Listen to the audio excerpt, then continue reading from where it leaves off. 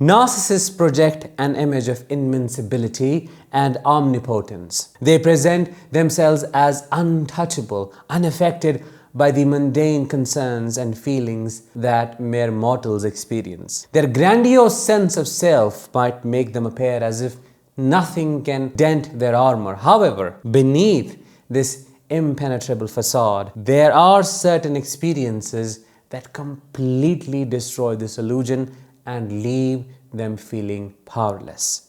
Hi, I am Danish, a narcissistic abuse recovery professional. I help survivors of narcissistic abuse go from feeling broken, hopeless, and confused to healed, empowered, and thriving. In this episode, we will discuss 4 things a narcissist never gets over. Before we begin, please make sure to subscribe if you haven't already, because your subscription always helps in spreading awareness about narcissistic abuse. Let's get started with number 1.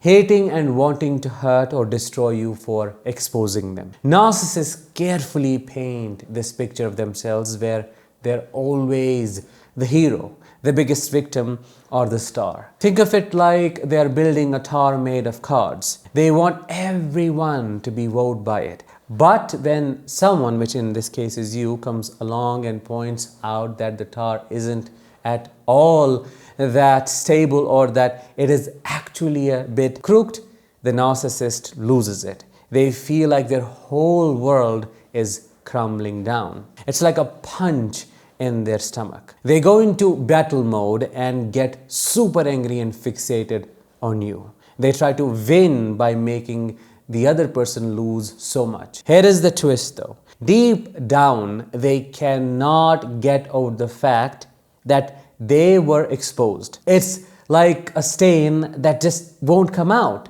They act like they have moved on, but it eats at them. It doesn't let them sleep at night, and they secretly ruminate over the fact that you were able to cause so much damage to their image. They may pretend they are happy and don't even think about you, but the reality is they never let go. You act as a reminder of their mortified self, which remains with them until the very end. Number 2, losing control over you or not being able to use you again.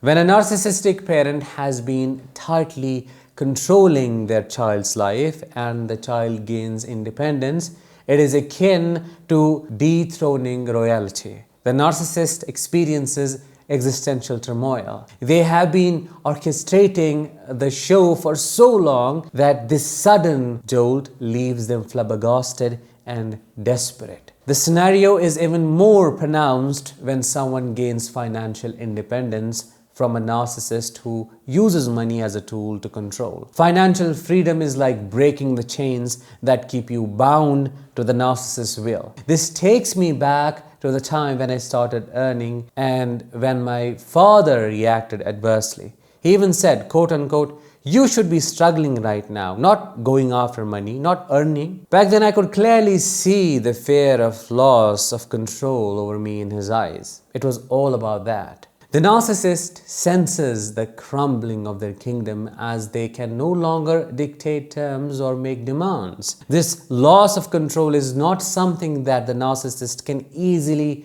digest. No. Furthermore, the narcissist thrives on the subservience of others. When someone asserts independence, they're essentially rejecting the narcissist's perceived grandeur. This punctures the narcissist's delusional idea of themselves. It's as if their oxygen supply has been cut off and they will frantically gasp and flail trying to regain what they lost. The narcissist is haunted by this loss. The fact that someone is beyond their grasp, flourishing without them, and no longer a pawn in their game leaves a gaping void. How do I know this? This is what my narcissistic family is demonstrating right now. Number 3, the adoration they got from you, the energy, the supply you provided, that they can't find anywhere else. Narcissists are like sunflowers that constantly turn toward the sun, soaking up all the light and warmth. For narcissists, the sun is the adoration and energy they extract from those around them. This adoration is like a sweet nectar that validates their bloated sense of self-worth and feeds their narrative of being unparalleled. But when the sun sets for these human sunflowers, it feels like an endless chilling night. The absence of this adoration leaves them craving and empty. They hunger for the affirmations and admiration that once bathed their world in gold. Recently, my narcissistic mother said, quote unquote, "What happened to this son who wouldn't even stand the thought of living without me for a second? What happened to the son who loved me more than his life?"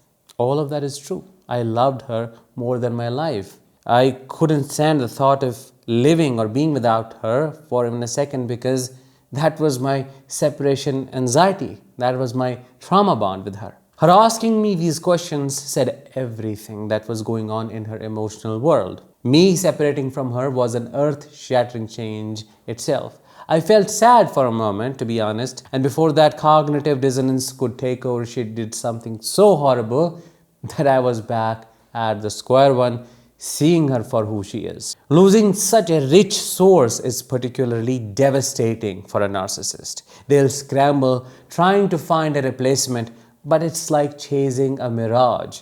They yearn to quench their thirst, but the waters are never as sweet. This loss becomes an obsession. They might stalk the person they lost or grill mutual friends for information. Again, that has been happening so much in my life. My narcissistic parents, particularly my narcissistic mother, has been grilling other relatives, has been going around and talking BS about me, and that is total crazy making, but in an indirect way. They may even attempt to replicate the relationship with someone new, only to be frustrated when the same level of adoration isn't achieved. It's not just about missing the adoration. It's about the irreplaceability of it. The narcissist is akin to a collector who has lost their most prized possession, you.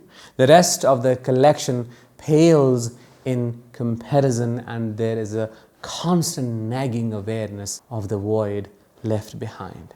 Number 4 and the last one, not understanding how you didn't see how great they are and how you did them wrong. In the grand theater of a narcissist's mind, they're always the shining star, the best mother, the best partner, the hero who can do no wrong. Theirs is a world where they are towering giants among mere mortals. Now imagine their sheer disbelief when someone doesn't buy a ticket to the show, when someone doesn't recognize their supposed brilliance. It's like telling them the sky is green. They just can't comprehend it. A narcissist truly believes they are superior, and with this belief comes the expectation that others will also see and celebrate this greatness. When this doesn't happen, it's not just a surprise, it is an insult. They can't wrap their head around why someone wouldn't be in awe of them. The question, "Don't they see how great I am?" will loop in their mind like a broken record. They don't just disagree with the criticism, they see it as an attack on their very core. To them, it's an injustice of the highest order. How dare someone not recognize their perfection? How dare someone suggest they could do something wrong? This perceived injustice leads to indignation and a refusal to forgive. They harbor resentment or even develop a vendetta against the person who failed to recognize their greatness or suggested they were in the wrong. They ruminate over it, talk about it to anyone who will listen, and plot ways to prove their greatness. In conclusion, we can say, while narcissists paint a picture of invulnerability, there are certain things they just don't get over. Whether it is the exposure of their true self, loss of control, disappearance of adoration, or not being acknowledged as the best, these experiences create cracks in their seemingly impervious armor. Remember, beneath their grandiose exterior, they are mere mortals. They are like you and me, wrestling with insecurities and losses they can never truly let go. That was it for today's episode. I hope you found it insightful and helpful. If you did, let me know in the comments. Also, let me know which one of these experiences were you able to resonate with the most. I'll talk with you in the next one. Until then, as always, let the healing begin and continue.